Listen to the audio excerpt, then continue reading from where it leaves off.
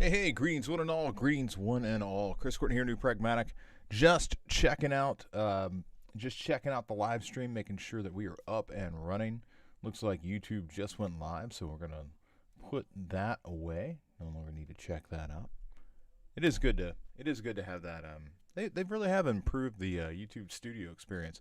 Although, I still would like to get back to my automated, just set it and forget it approach to live streaming. At some point in the very near future, I hope to, I don't know, have a morning where I can just dedicate to sorting that back out. It was really nice to just be able to plug in and go. Just pulling up the Discord to make sure we're keeping an eye on CouchBot. If you're checking this out for the first time, if you're watching the repeat a little later, keep in mind, Funko Figma Ween is tomorrow, 7:30 Central. A little bit of adjustment on the start time, but we'll probably get back to our regular start time for too long. But Funko Figma Ween, we're continuing the process of drawing in Figma. It's just an exercise where you get to jump in, try your hand at using Figma in a slightly different way, while also still learning how to use components and layers and all the things about file organization that are so important to utilize inside of a program like Figma. But aside from that, we've got a number of students that have submitted work today. A quad. The quad is in, and I believe that looks like CouchBot has fired, and I'm just going to get this underway. I don't see any reason why to hold ourselves up here at the gate. So, without further ado, greetings one and all. Chris Courtney here, New Pragmatics. Time for the feedback loop. We have a quad of students coming through today. Let's see. A medley, I consider a trio. Maybe this is more of a medley. A trio is like three. But this medley of students coming through, we've got Ricardo's in, we've got Bren, Maddie, and I want to say it's Abby that have all submitted work through today. So, and everybody's in like really different things. So that's always exciting. I'm going to go ahead and come over here and share my screen so we can get this underway. I'm going to start off with Ricardo. Ricardo's up on screen, so why don't we just start there. Ricardo is working through his active weekend, so he's like right in that first UX project where he's been doing some research and he's trying to distill down this into a presentation and a set of recommendations for a client. Now, there is a recorded portion to this that Ricardo, if you're watching this after this is over, I'm going to go watch the recording, and that'll give me a better sense of how you're presenting the information. Right now, when I look at your SWOT, and for anybody who's not familiar, this is strength, weakness, opportunity, and threat. It's not labeled, and again, I'm hoping that's how I'm hoping that's what I'm finding here. Is SWOT, but establish trusting relationship with running tournaments at an industry level. That's the strength of active weekends. No outside physical activity. No events outside of physical activity. Virtual watching parties. So that's the weakness of active weekends. Engaging opportunity is to engage an audience that does not feel comfortable going out right now through well-analyzed guidelines, virtual events, and some form of tracking. Okay. And then COVID restrictions getting worse if people don't actually follow the guidelines. So strength, they have this established base of customers. Weakness, aside from physical activity, they don't have anything. Opportunity, growing that audience in places that they currently are not. And threat, if COVID gets worse, which it is, this is going to be a problem. So this is a very timely project. There's a lot of organizations bringing in outside consultants trying to figure out what the hell to do. So that's one of the reasons why I wrote this project. I feel like this project is going to be with us for a while. Okay.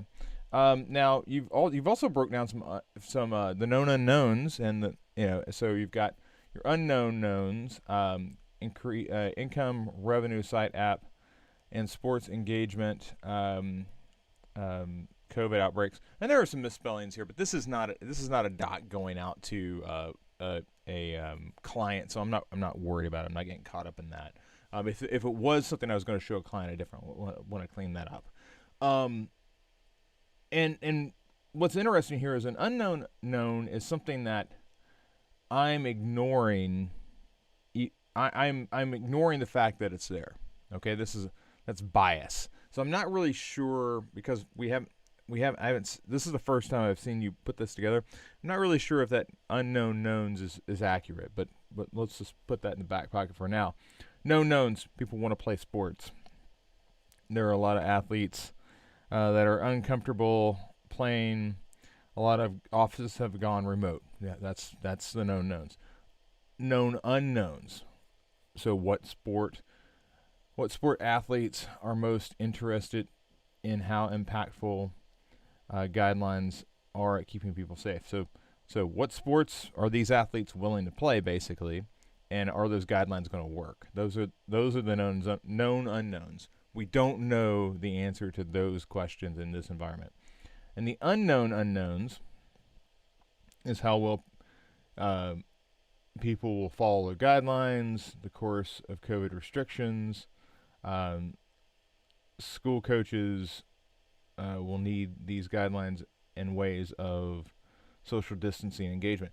And I would hesitate to say that those are known unknowns.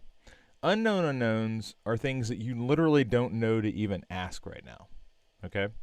So the unknown unknowns are this wide-reaching, far, expansive group of information that you wish you could access, but it's just not accessible. You don't even know to ask those questions yet. So if you know to ask the question, it's a known unknown, not a unknown unknown. The unknown unknowns will always be an empty column, because you don't know to ask the question yet, by default. So it's nice to see that you put together a SWOT. Again, I'm not really sure about these unknown knowns, but we'll kind of look at that. I want to come over here to the presentation. Again, haven't worked with Ricardo on visual design yet, so I'm putting zero focus on the visual design.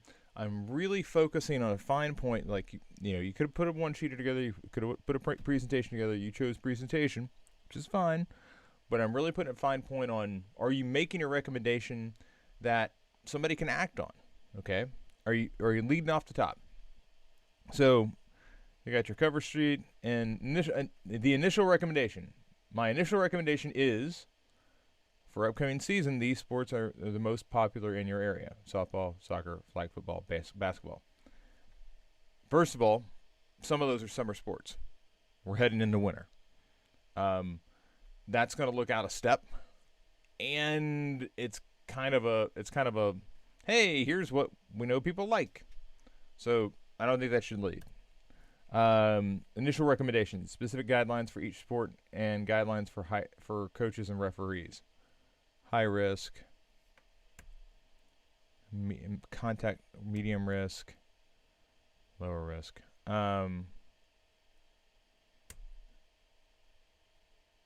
Okay, so let's not focus on the high risk.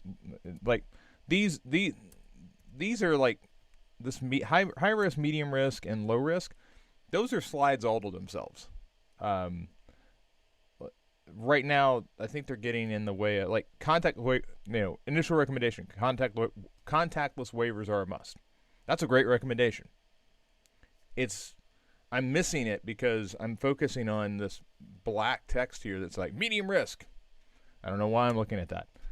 Specific guidelines for each sport and guidelines for initial recommendations. You need specific guidelines for each sport, period.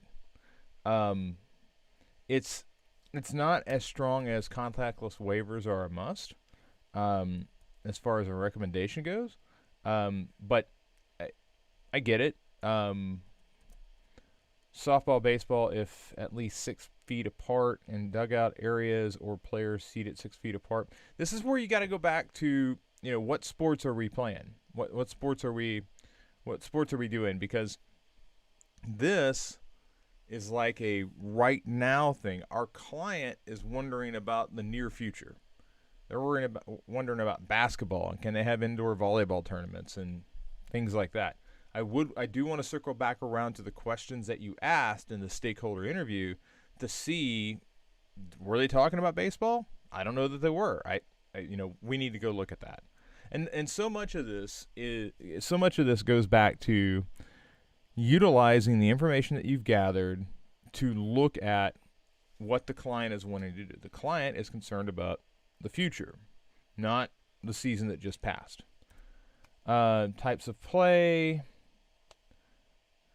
Now, this goes back to specific guidelines for each sport, so I'm not really sure why we're circling back here. Observation. People wear masks. People want to stay active. Not allow social distancing. Competitive research. All have...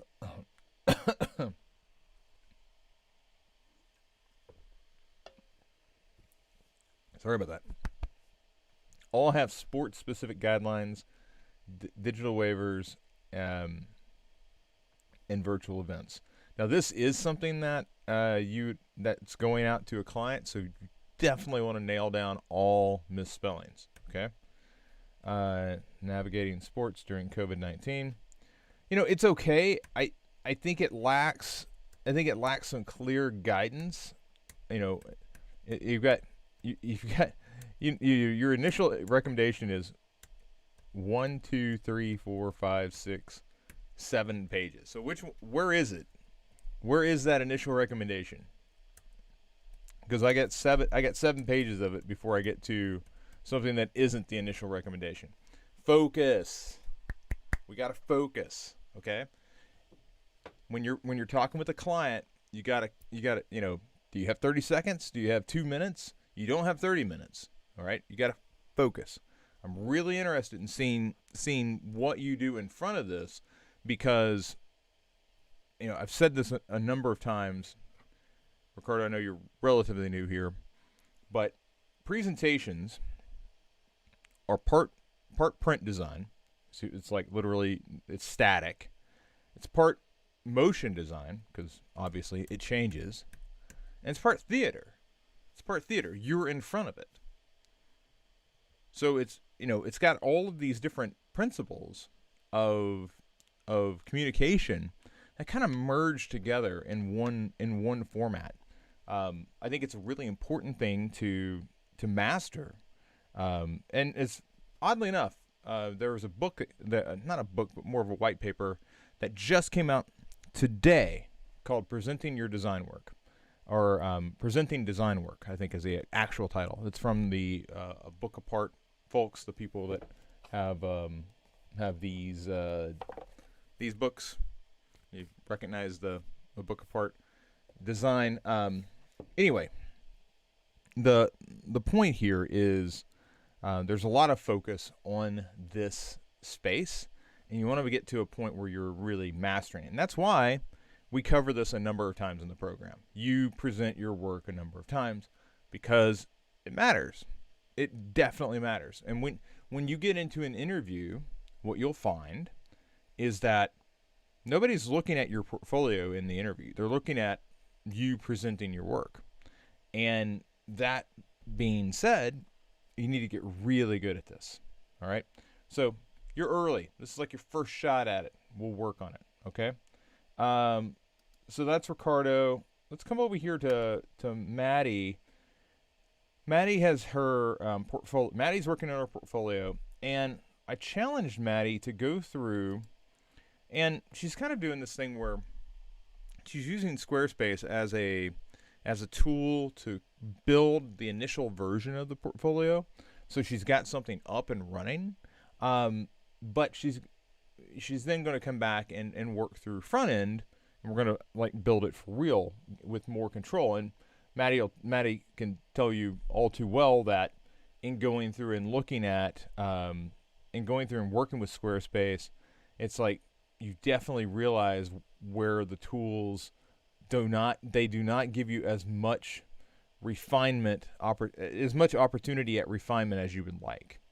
So we're going to go in here. She looks like she's got a key, annotations key, global styles, typography, an asset. All right, so asset composition, crop too closely at top and bottom, rounded corners like the case study hero image. That would be accurate. So here, Maddie, I would consider doing one of two things. I would either come in and crop it tighter,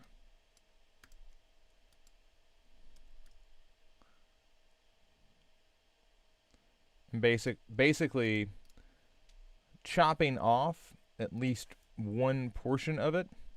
And if you did this, I might actually move the two a little further up and down, so that you had a little more space to the top of this and to the bottom of that, or go the other route.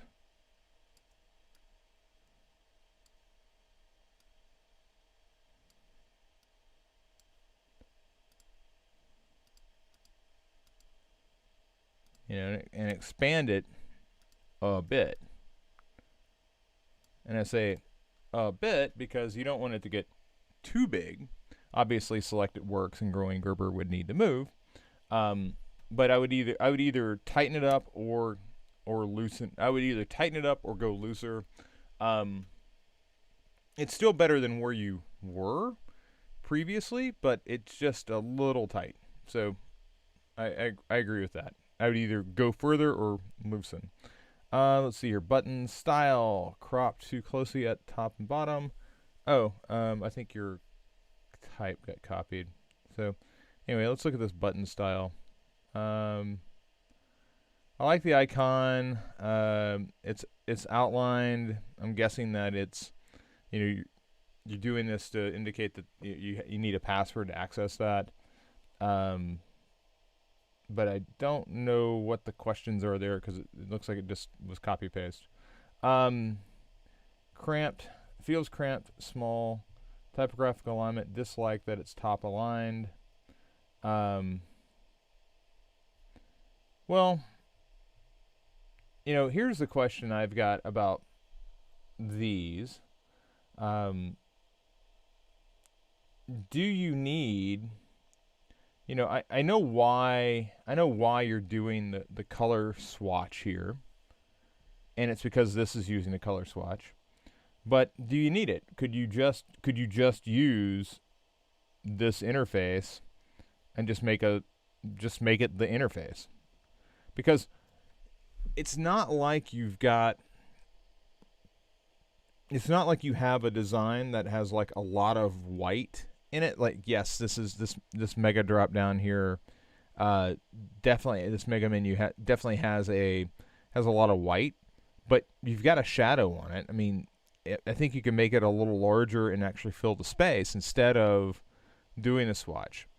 Does it make the swatch bad? No. I still know what it is. It's and the other question I have is, am I really going to see that much more of it if I get rid of that color swatch? And the answer is probably not. I'm probably not going to, it's not going to blow it up enough for me to get a much better look at it.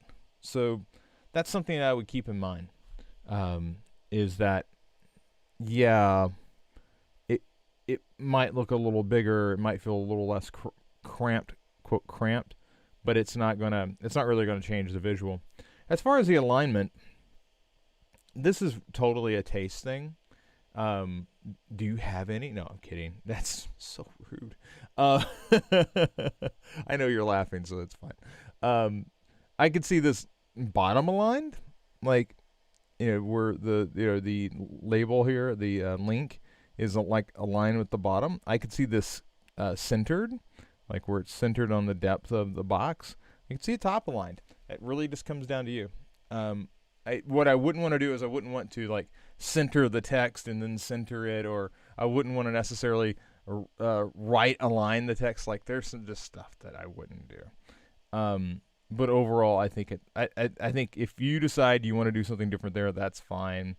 Stylistically, like the typography is where I would want it to be, and I would just leave it, let it go at that point. Still want to come back to this area because it's like it looks great at full screen, and then when it goes down, it starts moving around, and without getting into that shape and how Squarespace is using it, I'm not really certain what it's doing. And I just want to like check something real quick because I just had a freak out moment. Yes, my audio is working. Okay. I don't know if you remember last week, but the audio went out, and I did eventually get it fixed.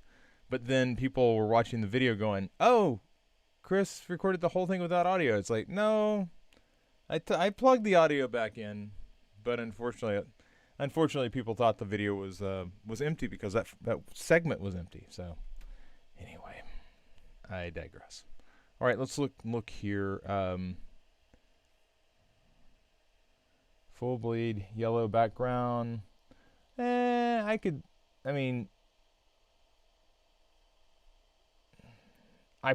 probably would, but that's me. I'm looking at the rest of it. Like, do you use the yellow anywhere else? No. I mean, I don't see it.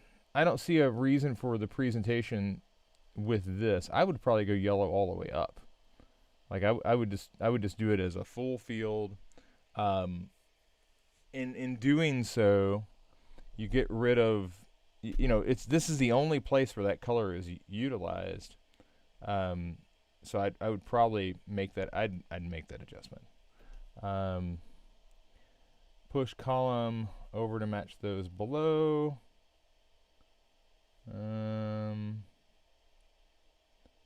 Push column over to match those below.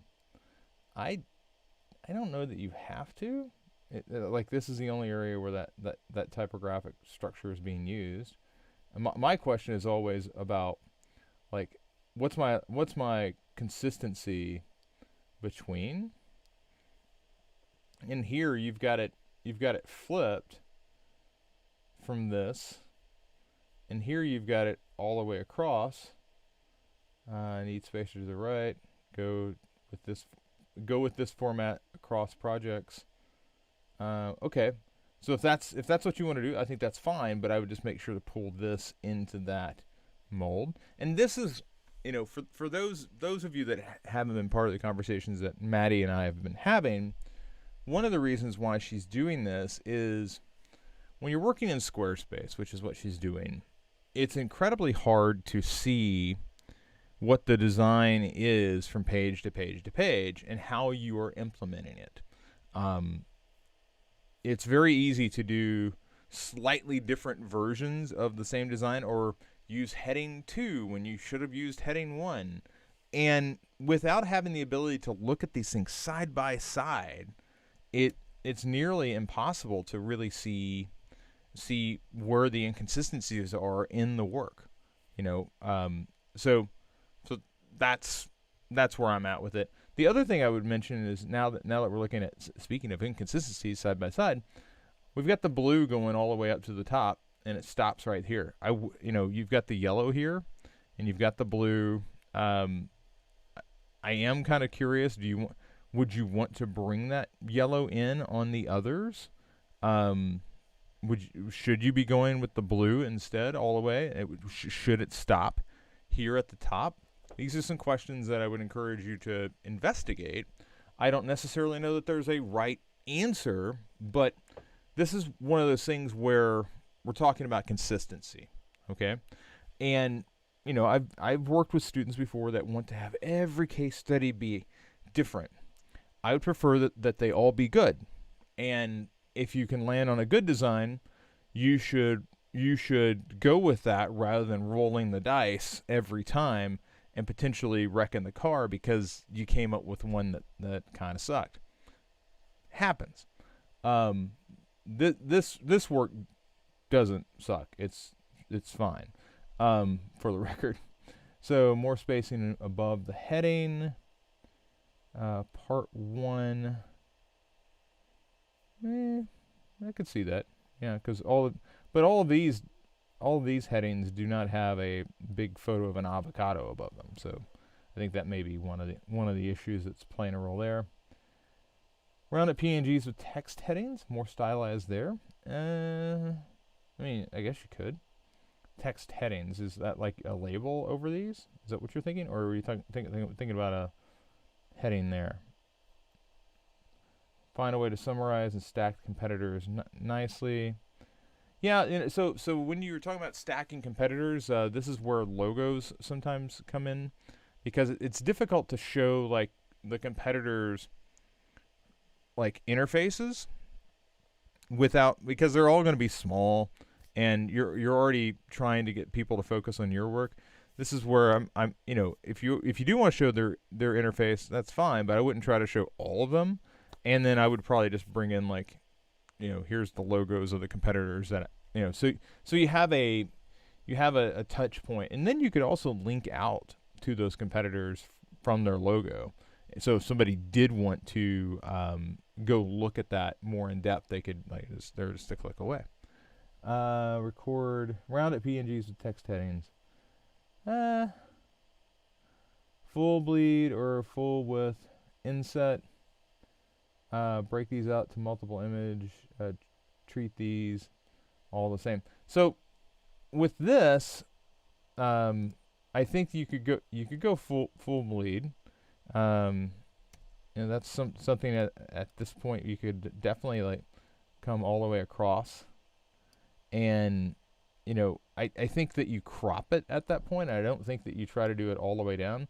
I think basically the full bleed is hitting everything through here, and then you give them a link to go look at it more in depth. And this is kind of what we were talking about last week. You could also do something similar and just crop it here, but I think if you were going to do that, you want to like take that last long column out, just to give people a better sense, and basically that size would be stretched up instead of just trying to take the same design and just like crop it short. But you have some options there that I think would be beneficial to this design. None more so than like editing this, as we talked about last week. But I know that overhauling something like this takes a minute. So, but I think it definitely would help. The bottom of this design right now is just kind of like just floating around because of this one chart. So I would redraw the chart. I'm not saying change the chart. The chart needs to do the same thing it did before, just needs to be redrawn. So yeah, and then here's your drawings and your about page. I think your about page is feels very classy. I like the fact that we see you, but we also see like some of your some of the thing. We get a sense of like it's almost like nuggets from inside your head. I'm not sure if that's what the intention was, but it's kind of how it feels. Yeah, and then I think that's the original. Okay, so I think we've effectively drilled down on this. Please let me know if you have further questions. But otherwise, by the way, FuncoLand, just a reminder, doing this tomorrow. Hope to see you there. That's for everybody, not just Maddie. But I'd love to see Maddie there too. So that's Ricardo, that's Maddie. Let's jump into Bryn. Okay. So Bryn, you've got a couple of Bryn's in this weird spot. And I absolutely love this actually. This is like one of my favorite improvements over the way I've taught UX UI before, and it's something I wish that I would have had when Luigi and Eve were going through the first versions of UX back last year this time. I didn't have the UI course like created, so when Luigi and Eve would hit the lull that Bryn's going through, which the lull is always you send out the survey and you're trying to build your research cohort and you don't quite get enough people, You have to send it out in a slightly different place. You're trying to generate the replies necessary, and it takes a while. It's not something that, some people can get it done in like a day. Other people, it takes like a week. But what do you do in the meantime? I really believe that it's one of the places where most boot camps just like either they skip building research cohorts and that you don't do real user interviews, or you take the time to do this. So while Bren's been doing that, she's going through UI now. And one of the things about UI is that all the exercises are bespoke. Like they're not connected together necessarily, which means you can dive in and dive out. This particular exercise that Bren's working through, and Bren, I know you have exercise 1, which is UI, and I'll get into that offline. I wanted to take a look at your sketches, mainly because the important thing to realize, you should be getting this from user flows, as you will see with Abby in just a moment. But when you're going through UI, you should immediately get a sense that design is something that happens over a series of steps. Okay? There is no single screen that makes an interface work. It's a series of screens or a series of steps that create a process that gets something done. And this is, part of the reason why I have you, sketch the checkout flow is I want you to immediately realize that, like, okay, I go to the home page, then I go to the search results, and then I got the product description, and then I add something to cart, and the problem there is there's more to this checkout flow. Okay? Now, I'm not looking for you to share with me your credit card details and whatnot, but when you add something to the cart, you still have to pick out shipping, you still have to pick out credit card, you still have to determine you typically get a view results, or view summary, and then you actually do the thing.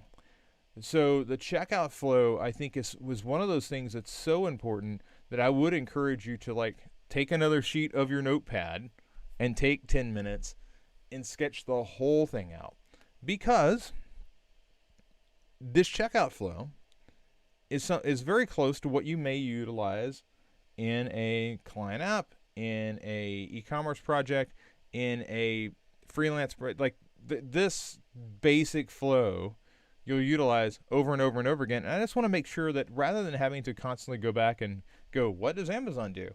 You know what Amazon does, because you've taken the time to map it out. So that's fine. Here we've got the Figma account screen, and it almost feels like that.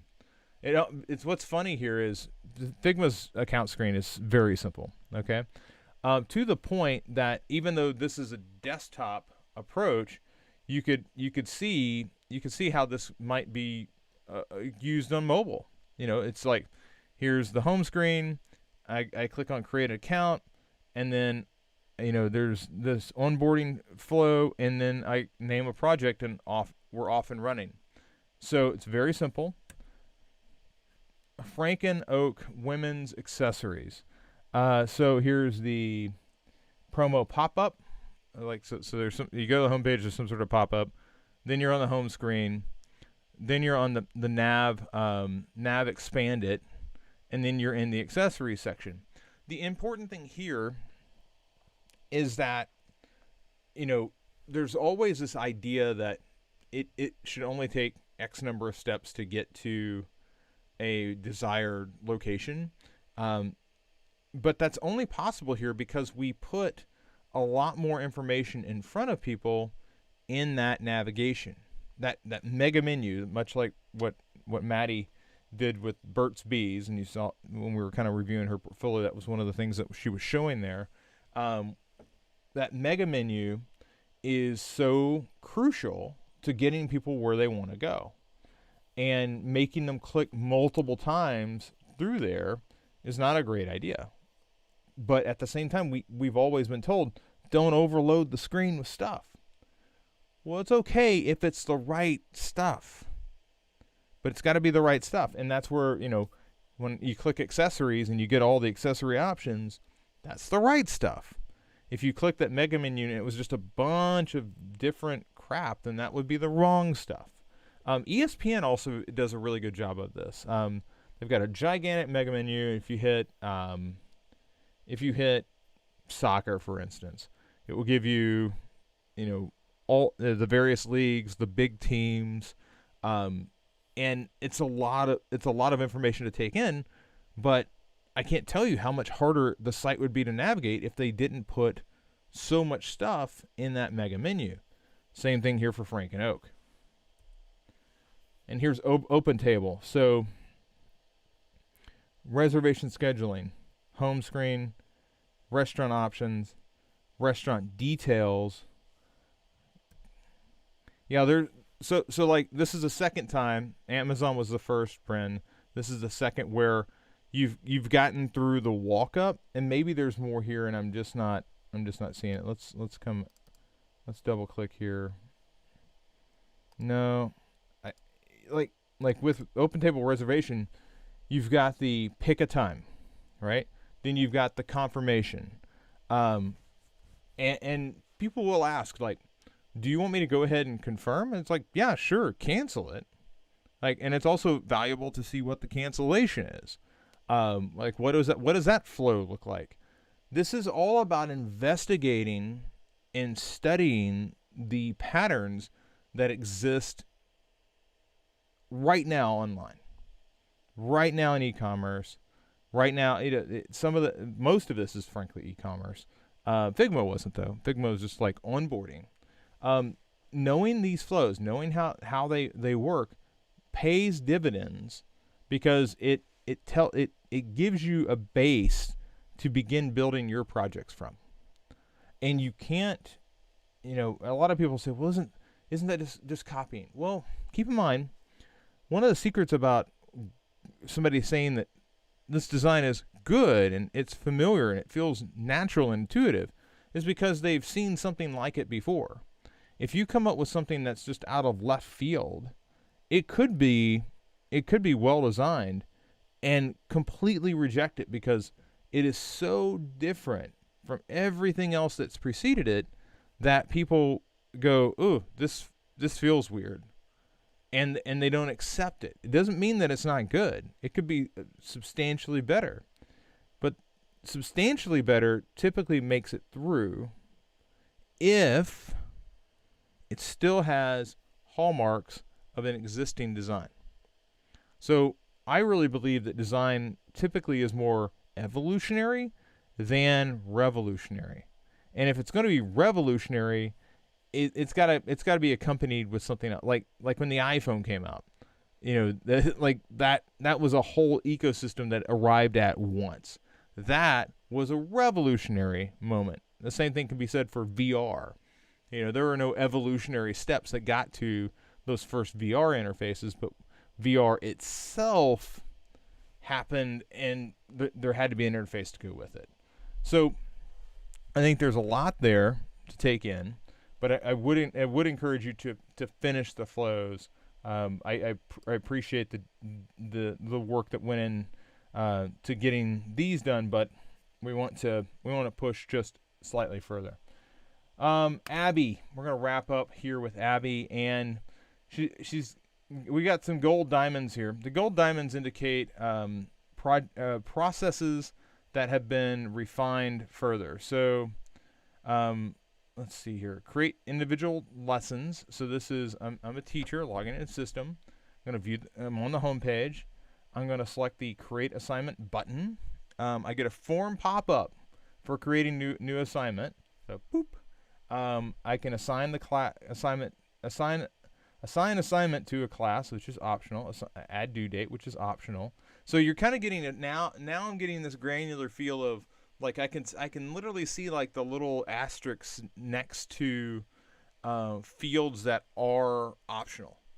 And we'll get more into that in interface design, but this shows you the granularity that you can go to in your flows. And you know, Abby, this is like the third time through on some of your flows, But that's what happens when you've gotten through and you've discussed it to this point. So I do think that like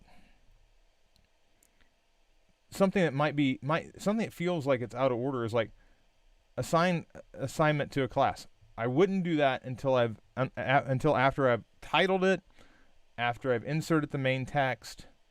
I believe that I will add additional assets, and then I might do these actions. Like these actions, I believe, could be somewhere down here.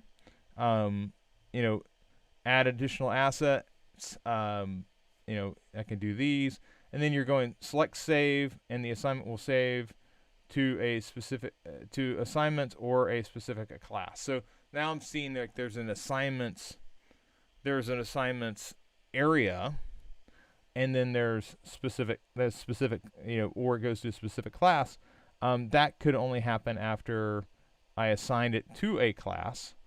So like I still feel like this is definitely giving me more of an idea of what the interface is going to expect. These are form fields that should be down here though. Okay? At least after I've put the initial information in for the assignment. So slight tweak there, but all the right parts. Just previously it was the right parts. Well, some of the right parts in some of the right order. Now we have all the right parts, but a slightly different order. But really, all that stuff could be in that pop-up, and it's just like where in the pop-up are the fields. So turn in assignment for grading, save assignments for archive. So I'm a student. I go to my home page. I select turn in assignment button. Assignment form will pop up. Select class it is for. Create title. It's okay, so this flow is interesting. This flow is interesting because so this sounds like I'm turning in an assignment almost in a way that I'm turning in an assignment almost in the way that a teacher creates an assignment. Like I get a form that pops up. I select turn in assignment button. So like I'm on the home page and I'm like turn in assignment. Wouldn't an assignment already have to be coupled with something like a lesson that the teacher's already produced? How do I couple this assignment to a particular how do I couple what they're turning in to the assignment that the teacher has created? It seems like, especially if I've got a due date, when I'm a student, I'm on the home page, I have due next, or it's due today, due this week, and like I see it feels like I should see those assignments that are coming over from the teacher, and instead of selecting turn in assignment, I should select one of those things that are due, and then I get the assignment form, but it's already assigned to I don't have to select what class it's for. All that information is coming over with it, because the teacher's already said this is geometry, and it's due on what's today, the 20th. Okay, so I'm a student and I go to my homepage and it says due today because it's due October 20th, and I click it, and what class is it for? Well, it's already for geometry. I know that because I'm in this class, and this is showing up on my screen because I'm already in the class. I create the title. I don't have to create a title. I can add assets. The title was created by the teacher. Okay. I can add assets, like here's the stuff that I did for this assignment. Save options. Save and turn into teacher. Just save to student assignment folder. So I see two options here. I see save, like I'm not ready to turn it in, or submit or turn in. I mean, whatever language you want to use there. Save it, doesn't turn it in. Save and submit turns in, or save and turn in ships it to the teacher. So because there will be assignments that are kind of ongoing. You do a little work on it and you come back to it. So I get that, but this down here works largely. Create title, don't need it. Select what class it's for, don't need it. Assignment form will pop up, yes. I shouldn't have to select the assignment to turn in. Select from assignments due. Yeah. So I mean, I think that one needs some work, but most of it is there. It's just, and again, this is like when you're going through the flow, you have to think about, okay, these are two sides of the same coin, right? Teacher's created the assignment. She's already input a lot of information. The student shouldn't have to input like a title. Like, it's already there. Okay? If the student wants to add a comment, I could totally see but you've got text in form field text. I mean, that could be any number of things. It could be information about the assignment. It could be a comment. Like, is there any text attached to this? Okay. Task, view assignment for grading log grade. Okay. So log into system, view homepage. Wait. Okay, so the two options. So I'm kind of interested to see what the difference is here. Turned in assignments button. Select classes, view list of classes, scroll to needed class. View list of assignments turned in most recent, filter by options, class, student, scroll to needed assignment, select assignment, view assignment. So like this feels like it's just everything that's been turned in. Here's all my classes. I can say just show me one particular class, and then I can scroll through them. Yeah, I mean that largely works. Okay, so here we have another option. Log in. Here's my homepage. I can go to classes. I can view my classes. I can scroll to a class. I can select the class. I can locate assignments for that specific class. So you're getting there now. View list of assignments turned in most recent. Filter by student name.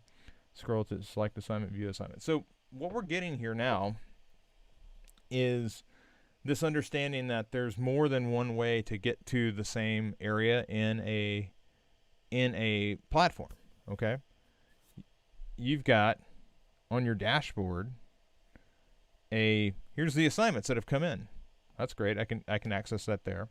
Or if I'm in, what's important is if I'm doing some work in my class and I'm already in the class, I shouldn't have to go back out to the dashboard to go into grade assignments. I should be able to grade those assignments in the class.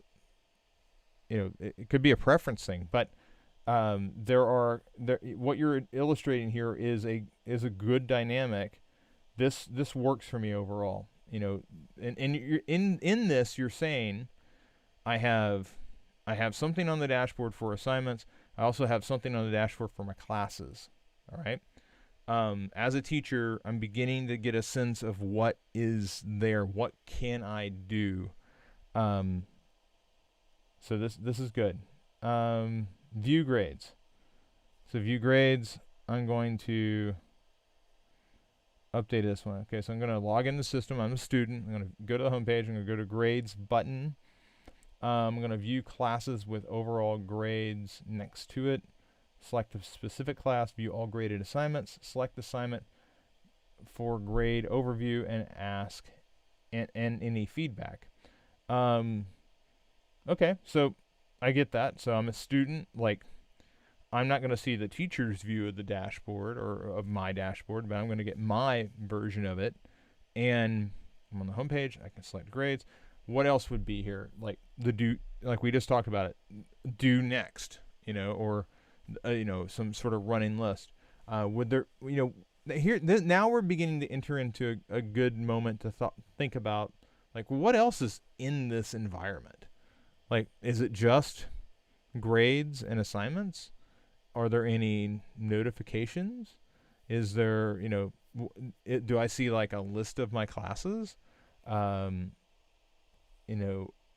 there's a lot of stuff here. Um, do I see? Is there like chatter amongst my classmates? I don't know. But it's definitely interesting.